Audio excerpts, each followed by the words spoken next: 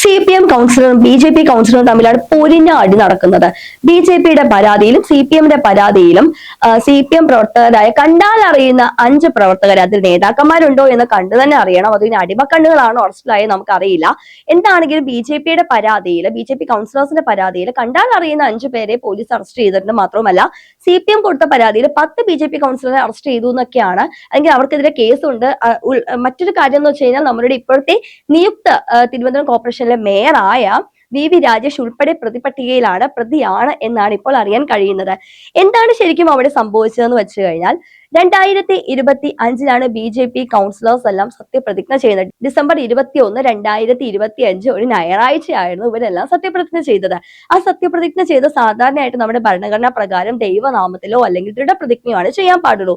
പക്ഷെ ഇവർ സത്യപ്രതിജ്ഞ ചെയ്തത് ഇവർ വിശ്വസിക്കുന്ന ദേവന്റെയും ദേവിയുടെയും ഭാരതാംബയുടെയും നാമത്തിലാണ് ഇവർ സത്യപ്രതിജ്ഞ ചെയ്തത്. ഇത് ഭരണഘടനാ വിരുദ്ധമാണെന്ന് ചൂണ്ടിക്കാട്ടി നമ്മളുടെ അവിടുത്തെ, അതായത് തിരുവനന്തപുരം കോർപ്പറേഷനിലെ CPM പാർലമെന്ററി പാർട്ടി ലീഡറായ CP ദീപക് ഒരു ഹർജി കൊടുത്തു. ആ ഹർജിയുടെ അടിസ്ഥാനത്തിൽ ഹൈക്കോടതി വിധി പറഞ്ഞു. അതായത് സത്യപ്രതിജ്ഞ അസാധുവാണ്. BJP കൗൺസിലേഴ്സിന്റെ 20 കൗൺസിലേഴ്സിന്റെ സത്യപ്രതിജ്ഞ അസാധുവാണ്, നിങ്ങൾ പുനഃപ്രതിജ്ഞ ചെയ്യണം എന്നാണ്. ഈ വിധി വന്ന അപ്പോൾ തന്നെ അവർ എന്ത് ചെയ്തു? പുനഃപ്രതിജ്ഞ ചെയ്തു. പുനഃപ്രതിജ്ഞ ചെയ്തത് ചട്ടവിരുദ്ധമാണെന്നാണ് ഇപ്പോൾ CPM പ്രവർത്തകരും അതേപോലെ അവിടുത്തെ കൗൺസിലേഴ്സും കടകംപള്ളി സുരേന്ദ്രനും മാത്രവുമല്ല നമ്മുടെ V ശിവൻകുട്ടിയെല്ലാം ഒറ്റ സ്വരത്തിൽ വാദിക്കുന്നത്, ഏകകണ്ഠമായിട്ട് വാദിക്കുന്നത് ഈ ഒരു കാര്യമാണ്. ഇന്നലെ യാതൊരു അക്രമാസക്ത സ്വഭാവമില്ലാതെ സമാധാനപരമായിട്ട് മേയറിന്റെ ഓഫീസിലേക്ക് കടന്നു വന്ന മേയറിനെ ബാക്കി കൗൺസിലേഴ്സിനെ എല്ലാം CPM പ്രവർത്തകരും CPM കൗൺസിലേഴ്സും എല്ലാം തടഞ്ഞു വെച്ച് ഉന്തും തള്ളും ഉണ്ടാക്കി അതിൽ VV രാജേഷ് നിലത്ത് വീണ് അദ്ദേഹത്തിന്റെ കാലിൽ പ്ലാസ്റ്റർ ഇടുകയും മാത്രവുമല്ല CPM കൗൺസിലറായ സിന്ധു ശശിയുടെ തലയിൽ തുന്നലിടുകയൊക്കെയാണ് ചെയ്തത്. യാതൊരു പ്രശ്നവുമില്ലാതെ ചുമ്മാ ഉന്തിത്തള്ളി കയറി വന്ന തലയിൽ തുന്നലിട്ടു, കാലിൽ പ്ലാസ്റ്റർ ഇട്ട അവസ്ഥയായി ഇപ്പോൾ. യഥാർത്ഥത്തിൽ ഇതിപ്പോ എന്താണ് ഇവിടെ നടക്കുന്നതെന്ന് ചോദിച്ചു കഴിഞ്ഞാൽ ശരിക്കും പറഞ്ഞാൽ CPM-കാർക്ക് ഫ്രസ്ട്രേഷൻ ആണ്. കാരണം 45 വർഷമായിട്ട് തിരുവനന്തപുരം കോർപ്പറേഷൻ അടക്കി ഭരിച്ചിരുന്ന CPM-കാരുടെ ഒറ്റ സുപ്രഭാതത്തിലാണ് 2025 ഭരണം അവരുടെ കൈവിട്ട് പോകുന്നത്. കുത്തകയായിട്ട് വച്ചുകൊണ്ടിരുന്ന ഒരു സ്ഥലം നാളെ ഒരിക്കൽ നമ്മുടേതല്ല എന്ന് അറിയുമ്പോൾ സാധാരണ ആർക്കും ഉണ്ടാകുന്ന ഒരു ഫ്രസ്ട്രേഷൻ ഉണ്ടല്ലോ. അത് തന്നെയാണ് നമ്മുടെ അവിടുത്തെ CPM-കാർക്ക് സംഭവിച്ചത്. പക്ഷെ ഇപ്പോഴും അവർ ആഘാതത്തിൽ നിന്ന് വിട്ടുമാറിയില്ല. വർഷം 1 പോകുന്നു. പക്ഷെ എന്നിട്ടും അവർക്ക് കിട്ടിയ ആ ഒരു അടി, തലയ്ക്ക് കിട്ടിയ ഒരു അടി എന്ന് പറഞ്ഞ പോലെ അവർക്ക് ആ ഒരു ആഘാതത്തിൽ നിന്ന്, ഷോക്കിൽ നിന്ന് അവർ ഇതുവരെയായിട്ട് മുക്തരായിട്ടില്ല. അതിന്റെ സൂചനയാണ്. ശരിക്കും പറഞ്ഞു കഴിഞ്ഞാൽ ദൈവനാമത്തിലും ദൃഢപ്രതിജ്ഞയിലാണ് സത്യപ്രതിജ്ഞ ചെയ്യേണ്ടത്. അല്ലാതെ നമ്മൾ വിശ്വസിക്കുന്ന ദേവി ദേവന്മാരുടെ നാമത്തിലല്ല നമ്മൾ സത്യപ്രതിജ്ഞ ചെയ്യേണ്ടത്. അങ്ങനെ ചെയ്ത തെറ്റ് തന്നെയാണ്. അത് BJP-കാരുടെ ഭാഗത്തുനിന്ന് വന്ന വലിയൊരു വീഴ്ച തന്നെയാണെന്ന് നമ്മൾ തുറന്ന് സമ്മതിക്കുകയുണ്ട്. കാരണം കോടതി വിധിയെ നമ്മൾ ഒരിക്കലും എതിർക്കുന്നില്ല. കാരണം കോടതി വിധിച്ചത് ശരിയായ ഒരു കാര്യം തന്നെയാണ്. ഈ സത്യപ്രതിജ്ഞകൾ അസാധുവാക്കുകയാണ്. മാത്രമല്ല നിങ്ങൾ പുനഃപ്രതിജ്ഞ ചെയ്യേണ്ടതുമാണ്. ദൈവനാമത്തിലോ ദൃഢപ്രതിജ്ഞയോ ആയിരിക്കണം നിങ്ങൾ ചെയ്യേണ്ടതെന്ന് എടുത്ത് മെൻഷൻ ചെയ്ത് പറഞ്ഞിട്ടുമുണ്ട്. ഈ അടിസ്ഥാനത്തിൽ അവർ പുനഃപ്രതിജ്ഞ ചെയ്യുകയും ഈ പുനഃപ്രതിജ്ഞ ചെയ്ത മേയറിന്റെയും ഡെപ്യൂട്ടി മേയറിന്റെയും സത്യപ്രതിജ്ഞ വ്യാജമാണെന്നും അത് റദ്ദാക്കണമെന്നും ചട്ടവിരുദ്ധമാണെന്നൊക്കെയാണ് ഇപ്പോഴത്തെ അവരുടെ വാദം.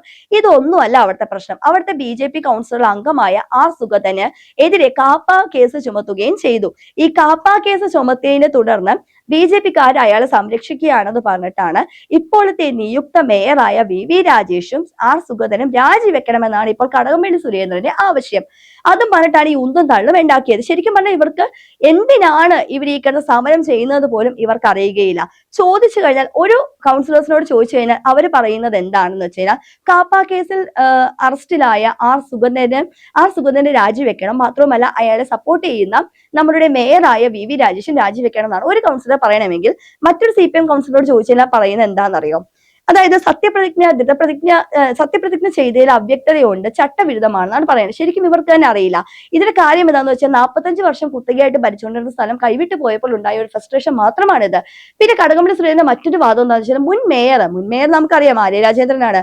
മുൻ മേയർ ഇതുപോലെ അക്രമാസക്തവും ഗുണ്ടായുസം ഒന്നും കാണിച്ചിട്ടില്ല എന്നാണ് പറയുന്നത്. ഇവിടെ എവിടെയാണ് BJP-കാർ അല്ലെങ്കിൽ BJP കൗൺസിലർ ഗുണ്ടായുസം കാണിച്ചതെന്ന് വ്യക്തമായിട്ട് പറയേണ്ടതാണ്. കാരണം ഓഫീസിലേക്ക് അവരുടെ ഡ്യൂട്ടിയും ധാർമ്മികതയും ചെയ്യാൻ വന്ന കൗൺസിലേഴ്സിനെയും മേയറിനെയും തടഞ്ഞു വെച്ചതും പോരാണ്ട് ഒന്നും തള്ളിയതും പോരാണ്ട് കാലിൽ പ്ലാസ്റ്റർ ഇടുകയും തലയിൽ തുന്നിക്കെട്ടലും രണ്ട് ഭാഗങ്ങൾക്കും രണ്ട് വ്യക്തികൾക്കും, അതായത് രണ്ട് പാർട്ടിയിലെ അംഗങ്ങൾക്കും പരിക്കേറ്റിട്ടുണ്ട്, നല്ലപോലെ പരിക്കേറ്റിട്ടുണ്ട്. പരിക്കേറ്റതും പോരാനിട്ട് ഇപ്പൊ പരസ്പരം പിന്നെയും ചെളിവാരി എറിയാൻ നോക്കുകയാണ്. കടകംപള്ളി സുരേന്ദ്രൻ പറഞ്ഞ മറ്റൊരു വാക്ക് എന്താന്ന് വെച്ച് കഴിഞ്ഞാൽ എന്താണ്, മുൻ മേയർ ഇതുപോലെ ഒന്നും അക്രമാസക്തം കാണിച്ചിട്ടില്ല, പക്ഷെ മുൻ മേയർ കാണിച്ച ഏറ്റവും വലിയ അക്രമാസക്തം നമ്മളെല്ലാം കണ്ടതാണ്.